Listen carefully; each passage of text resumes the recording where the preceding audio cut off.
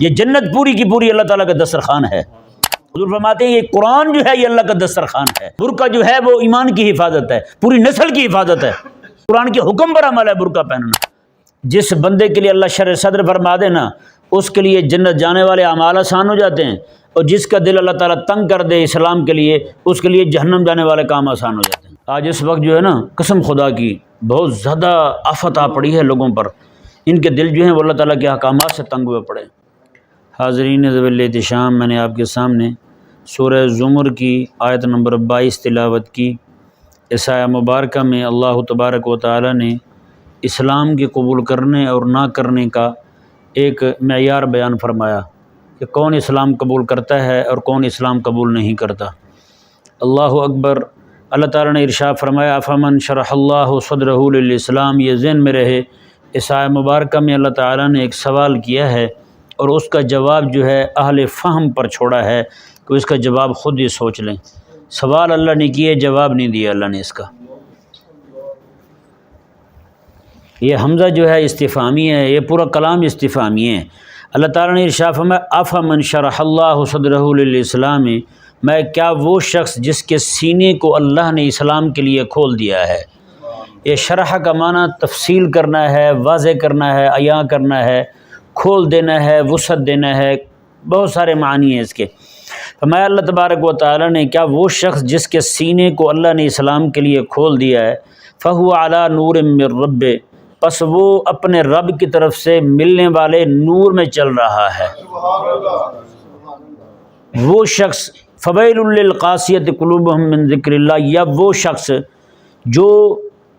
جس کا دل جو ہے وہ تنگ ہو چکا ہے اللہ کے ذکر سے ہیں، اولئک فی ضلال مبین، اور یہ شخص جو ہے یہ کھلی گمراہی میں مبتلا ہے۔ ذرا غور کریں اس آیہ مبارکہ پر۔ اللہ تبارک و تعالی نے یہاں دو بندوں کا ذکر کیا ہے۔ ایک بندہ وہ ہے سوال کیا ہے یہ اور پہلا بندہ جو ہے، پہلی جس جماعت کا رب نے ذکر کیا ہے، یہ وہ جماعت ہے جس کے سینے کو اللہ تبارک و تعالی اسلام کے لیے کھول دے۔ جب یہ آیہ مبارکہ نازل ہوئی تو صحابہ کرام علیہ رضوان نے، حضرت عبداللہ بن مسعود راوی ہیں، صحابہ کرام علیہ رضوان نے عرض کی یا رسول اللہ اس شرح سے مراد کیا ہے؟ میرے آقا علیہ السلام نے ارشاد فرمایا اس شرح سے مراد یہ ہے اللہ تعالیٰ کسی کے سینے کو وسیع فرما دے، ایسا کہ اللہ تبارک و تعالیٰ کا ہر حکم اس کے لیے ماننا آسان ہو جائے۔ سمجھ آیا نا جی؟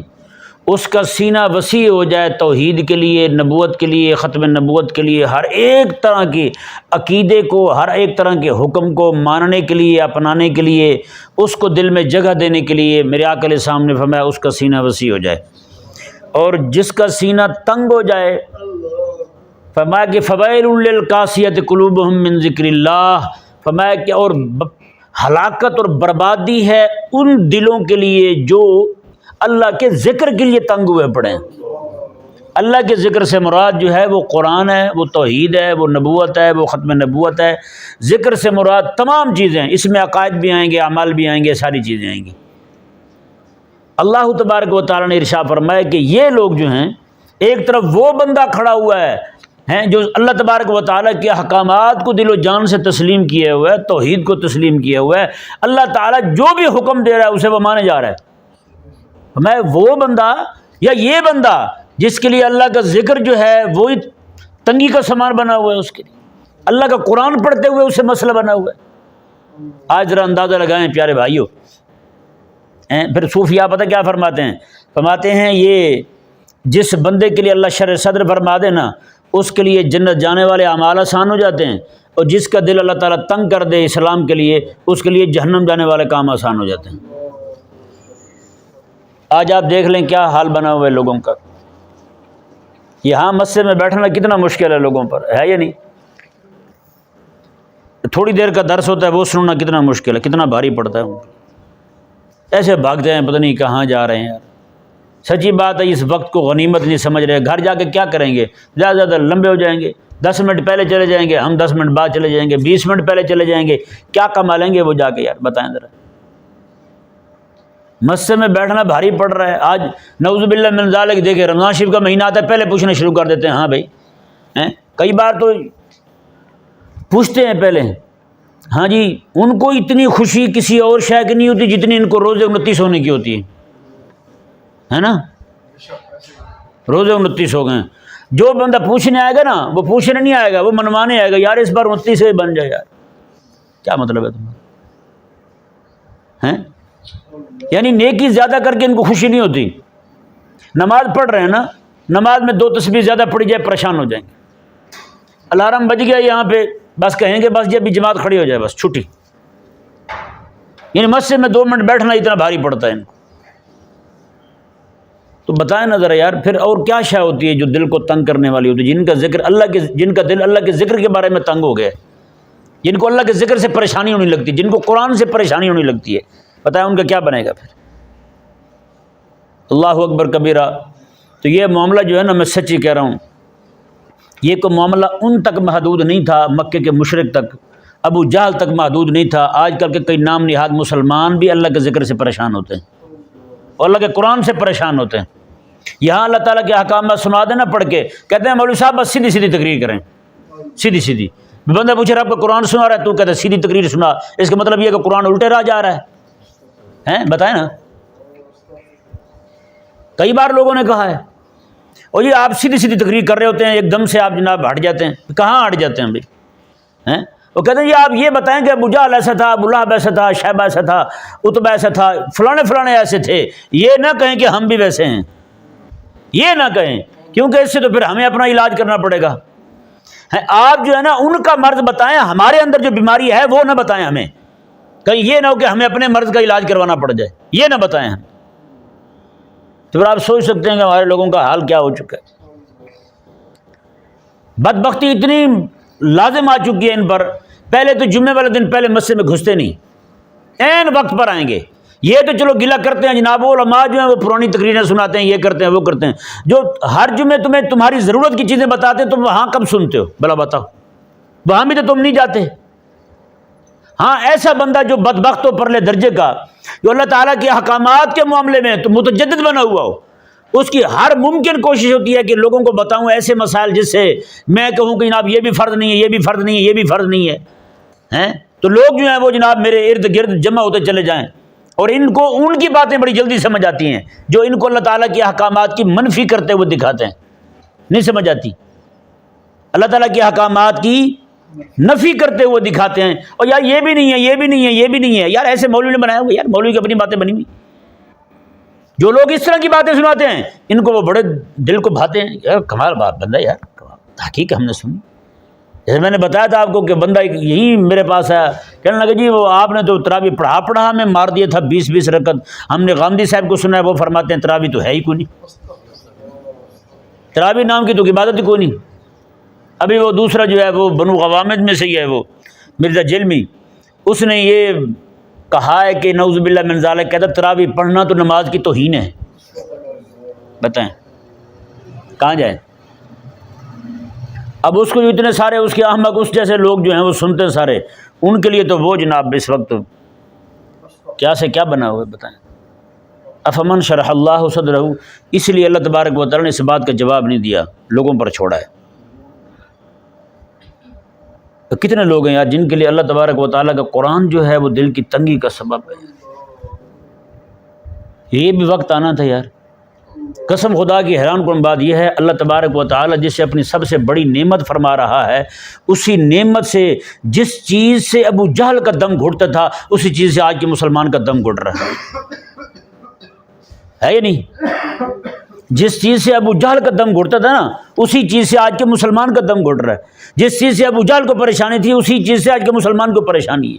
نظام اسلام کے قیام سے، نظام اسلامی کے قیام سے ابو جہل کو پریشانی تھی، اس لیے ابو جہل جو ہے وہ لڑنے کے لیے مکہ سے روانہ ہوا، 1000 بندوں کو لے کے بدر آ پہنچتا ہے. آج کا مسلمان بھی اسی نظام سے پریشان ہے. بتائیں پھر دل تنگ ہوئے یا نہیں ہوئے ان کے؟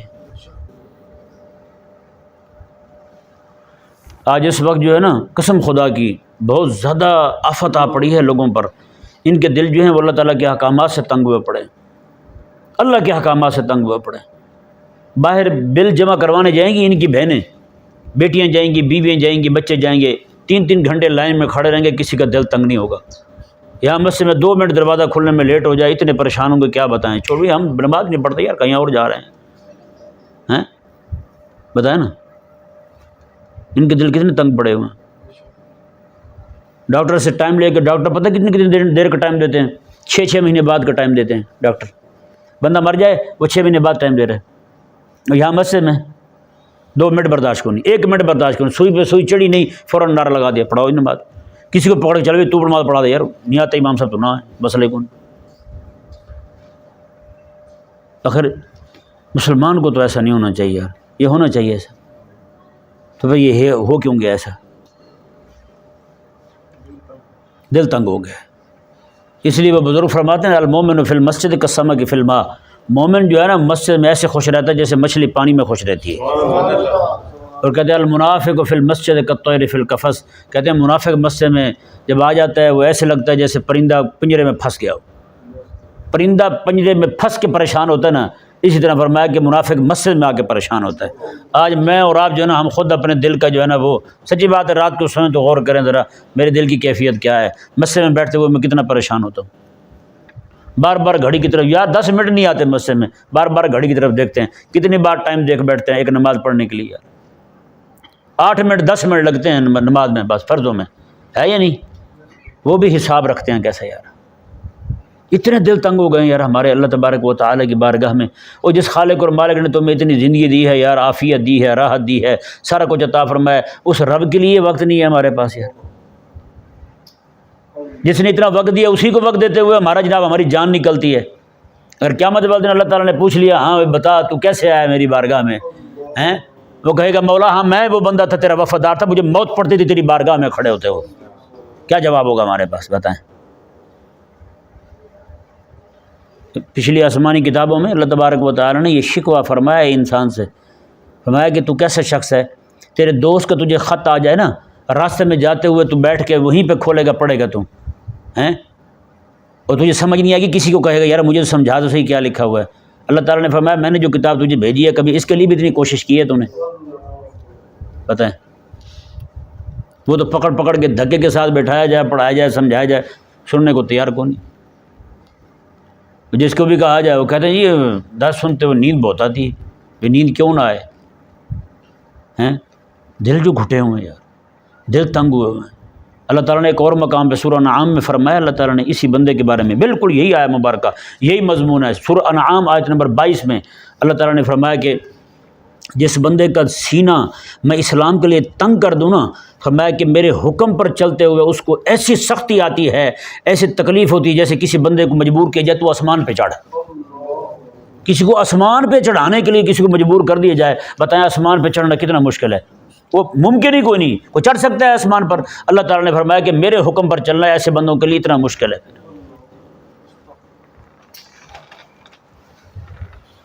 کیا کہیں گے یار پھر بتائیں تو صحیح. آج کیا حال ہو گیا اس قوم کا, قسم خدا کی. ساری رات وہ ایک بچے نے, عربی صاحب بچہ, اس نے اپنے دادا سے پوچھا, اس نے کہا دادا یہ ایک بات تو بتاؤ یار, آپ ساری رات مصلی پہ بیٹھے رہتے ہو, آپ کو نیند نہیں آتی؟ دادا نے پوچھا, اس نے کہا بیٹا تم بستر پہ پڑے رہتے ہو ساری رات, موبائل تمہارے ہاتھ میں ہوتا ہے, تمہیں نیند نہیں آتی؟ اس نے کہا میں ٹک ٹاک کبھی فیس بک کھول لیتا ہوں, کبھی یوٹیوب کھول لیتا ہوں, بس وہی دیکھتا رہتا ہوں, مجھے تو نیند کی پرواہ ہی نہیں ہوتی.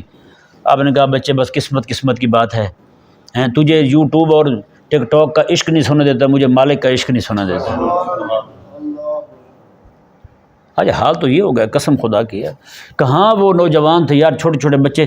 شیخ سعدی رحمہ اللہ خود فرماتے ہیں کہ میں چھوٹا سا تھا اپنے ابا جی کے ساتھ, میرے ابا جی جو ہیں وہ کھڑے ہو کے نفل پڑھ رہے تھے ساری رات, میں کبھی کھڑے ہو کے پڑھتا کبھی بیٹھ کے پڑھتا نفل ہیں. تو کہتے کچھ طالب علم سوئے ہوئے تھے, میں نے ایسے کہہ دیا ابا جی کو, میں نے کہا ابا جی یہ سارے سوئے ہوئے ہیں, یہ بھی اگر اٹھ کے 2 رکعت نفل پڑھ لیتے کتنا اچھا تھا.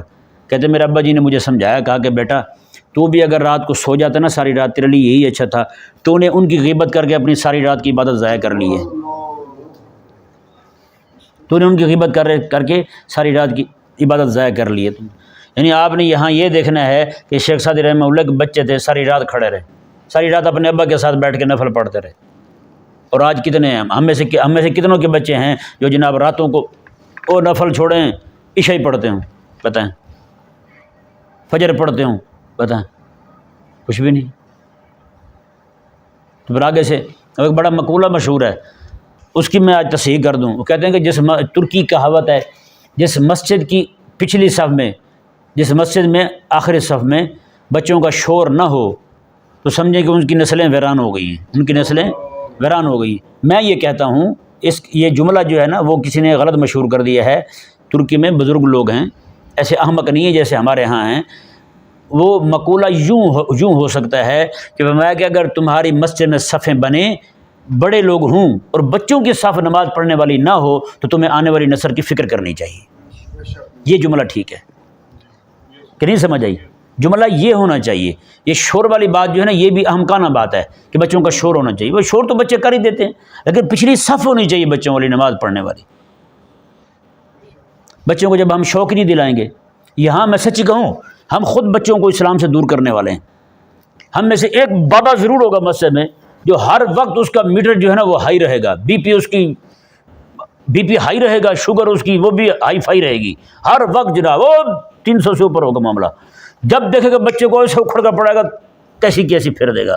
نہ بھائی نہ، ہیں خدا کے بندو، ایک سال کا بچہ اٹھا کے سکولوں میں لے جا رہے ہیں۔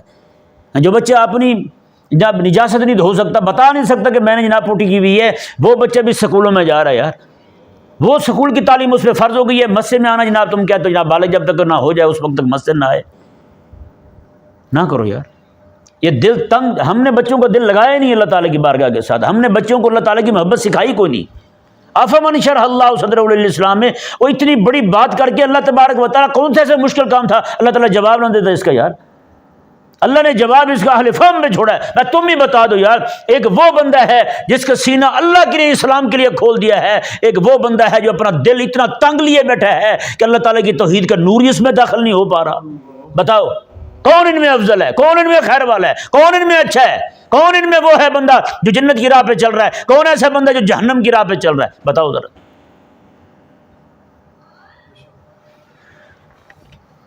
کاش کہ ہم لوگ جو ہے نا وہ سمجھیں، قسم خدا کی بہت دل پڑتا ہے یہ باتیں غور کر کے نا ان باتوں پہ۔ اللہ تبارک و تعالی یار دیکھیں وہ خالق اور مالک ہو کہ کس طرح تمہاری بھلائی چاہتا ہے یار، کس طرح تمہارا خیر خواہ ہے، تمہاری خیر چاہنے والا ہے کہ میرے بندے جو ہیں وہ راہ راست پہ آ جائیں یار۔ واللہ یدعو الی دار السلام، وہ اللہ ہو کے جنت کی طرف دعوت دے رہا ہے یار۔ واللہ یدعو الی دار السلام، اللہ تمہیں دعوت دے رہا ہے دار السلام کی طرف آ جاؤ، جنت کی طرف آ جاؤ۔ میرے آقا علیہ السلام نے اس کی مثال دی باقاعدہ۔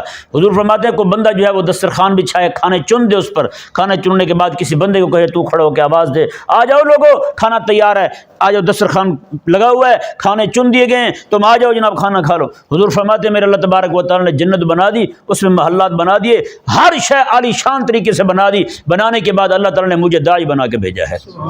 مجھے رب نے فرمایا کہ حبیب تم ان کو بلاؤ، آپ بلاؤ ان کو، آ جائیں میرے دسترخوان پر۔ یہ جنت پوری کی پوری اللہ تعالیٰ کا دسترخوان ہے۔ اور ایک روایت میں میرے آقا کے سامنے میں القرآن مادبۃ اللہ، حضور فرماتے ہیں یہ قرآن جو ہے یہ اللہ کا دسترخوان ہے۔ بتائیں آؤ، حضور فرماتے ہیں داعی میں ہوں، اللہ تبارک و تعالیٰ کا دسترخوان بچھا ہوا ہے، یہ اللہ تعالیٰ کا قرآن، میں آؤ تم اللہ تعالیٰ کے قرآن دسترخوان کی طرف آ جاؤ۔ اور ہمارا دل ہی تنگ ہوا پڑا یار، سچی بات ہے۔ پوری امت کو آپ دیکھ لیں، قرآن پڑھا ہی کہاں جا رہا ہے یار؟ صرف نظر و نیاز کے لیے، منت ماننے کے لیے ہیں، صرف جناب اس کو چومنے کے لیے ہے، اتنا ہی ہے نا؟ اور کیا ہے بتائیں؟ فوت کی ہو جائے تو قرآن پڑھا جاتا ہے، اس کے علاوہ کہاں قرآن پڑھتے ہیں؟ صرف ناظرہ پڑھ لیا، چوم لیا، حفظ کر لیا، بس چھٹی جی۔ قرآن کا فہم کہاں ہے بھلا بتاؤ؟ قرآن اس لیے تھوڑی آیا تھا کہ تم جناب اسے چوم لو اور جناب چاٹنے کے بعد رکھ دو، بس چھٹی، تمہارا کام پورا ہو گیا۔ قرآن تو آیا تھا اپنی حکومت کرنے کے لیے، قرآن تو آیا تھا حاکم بننے کے لیے۔ اس کی حاکمیت کہاں ہے وہ دکھاؤ ذرا۔ پوری دنیا میں کہیں بھی اللہ تعالیٰ کا حکم اس پہ عمل نہیں ہو رہا ہے، ہو رہا ہے تو پھر بتائیں۔ پاکستان میں حکومت کا قانون مان کے ہیلمٹ پہننے والے بندے زیادہ ہیں یا رب کا حکم مان کے قرآن پڑھنے والے زیادہ ہیں؟ بتائیں، ہیلمٹ والے زیادہ ہیں؟ سکول پڑھنے والے زیادہ ہیں یا قرآن پڑھنے والے زیادہ ہیں؟ سکول پڑھنے والے زیادہ، قرآن پڑھنے والے کہاں؟ یہ بھی جو بیچارے نماز پڑھ رہے ہیں یہ اپنے محض شوق سے پڑھ رہے ہیں، حالانکہ نماز کو قائم کرانا یہ حکومت کی ذمہ داری ہے۔ ہیلمٹ پہنوا سکتی ہے حکومت، عورتوں کو برقع نہیں پہنوا سکتی؟ بتائیں نا۔ ہیلمٹ جو ہے وہ تمہاری صرف سر کی حفاظت بھی ہو نہ ہو یہ الگ بات ہے، برقع جو ہے وہ ایمان کی حفاظت ہے، پوری نسل کی حفاظت ہے۔ اللہ تعالیٰ کے قرآن کی جو ہے نا وہ اس قرآن کے حکم پر عمل ہے برقع پہننا. اگر اللہ تعالیٰ کے احکامات پہ عمل تو بھائی کہیں نہیں دکھتا. اللہ تبارک و تعالیٰ نے ارشاد فرمایا، یہ ترجمہ سماعت فرمائیں، افمن شرح اللہ صدرہ للاسلام فہو علی نور من ربہ. اس آیت مبارکہ سے یہ بھی واضح ہوا، اللہ نے فرمایا جس کا سینہ اسلام کے لیے کھول دیا گیا نا وہ اللہ کے نور میں چل رہا ہے. ہاں، اللہ نے نور عطا فرمایا ہے، اسے نور میں چل رہا ہے، وہ اس کے پاؤں ڈگمگائیں گے نہیں. اور نور ایسا ہے نہ وہ قبر میں پھنسے گا نہ میدان محشر میں پھنسے گا، سیدھا جنت میں پہنچے گا اور مالک کا دیدار پائے گا. ہاں، مالک کا دیدار پائے گا. بالکل نور میں چل رہا ہے. میرے آقا کے سامنے ہمیں قیامت کا دن ہوگا نا، اللہ تبارک و تعالیٰ کسی کو نور عطا فرمائے گا، اس کے اعضائے وضو جو ہیں وہ چمک رہے ہوں گے. حضور فرماتے ہیں اس کے اعضائے وضو چمک رہے ہوں گے، سارے جہاں جہاں تک وضو کا پانی گیا ہے وہ چمک رہے ہوں گے.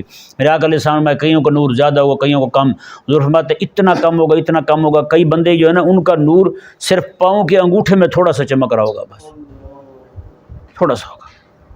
اور حضور نے جو بیان فرمایا نا پل صراط سے گزرنے کا منظر، اللہ اکبر کبیرہ، اتنا وحشت ناک، اتنا دہشت ناک ہے، بندے کا دل پگھل جائے سن کے. اور پل صراط ہم نے جو سمجھی ہوئی نا ایسے چل رہی ہے، ایسے نہیں ہے بھائی صاحب، ایسے ہے، ایسے ہے. حضور فرماتے ہیں لوگ جو چل رہے ہوں گے نا، کئی لوگ کل برق بجلی کی طرح چمکتے ہوئے بجلی کوندے گی اور وہ جناب جنت میں گئے، چڑھ گئے، پہنچ گئے. اور حضور فرماتے ہیں کئی وہ ہوں گے جناب اوپر لٹکے ہوں گے، پاؤں کے بل، پاؤں ان کے لٹکے ہوں گے نیچے، اس طرح لٹکے ہوں گے. حضور فرماتے ہیں کئی عرصہ تک، کئی سالوں تک، ہزاروں سالوں تک وہ وہیں لٹکے رہیں گے. بالآخر آ کے جناب یا پھر فیصلہ ہوگا ان کے جہنم میں گرا دیے جانے کا، یا پھر جناب وہ پھر جنت کی طرف چلے جائیں گے. اور حضور فرماتے ہیں جتنا بندے کے پاس نور زیادہ ہوگا اتنا وہ پل صراط سے گزرنا اس کے لیے میرا اللہ آسان فرما دے گا. وہ نور کہاں ہے؟ یہ فہو علی نور من رب، اسی نور کی بات ہو رہی ہے بھائی، یہ اسی نور کی بات ہو رہی ہے. کہاں نور ڈھونڈا ہم نے؟ وہ فرمایا کہ فویل للقاسیۃ قلوبہم من ذکر اللہ. فرمایا بس ہلاکت ہے اس بندے کے لیے. ویل جو ہے نا، ویل ایک جہنم کی ایک وادی بھی ہے، اور یہ وہ وادی ہے جس سے جہنم بھی پناہ مانگتی ہے. فویل للقاسیۃ قلوبہم من ذکر اللہ. فرمایا کہ بس وہ ہلاکت ہے ان دلوں کے لیے جو تنگ آ چکے ہیں اللہ کے ذکر سے. اولئک فی ضلال مبین. فرمایا یہی لوگ ہیں جو کھلی گمراہی میں پڑے ہوئے ہیں. اللہ تبارک و تعالی سمجھنے کی توفیق عطا.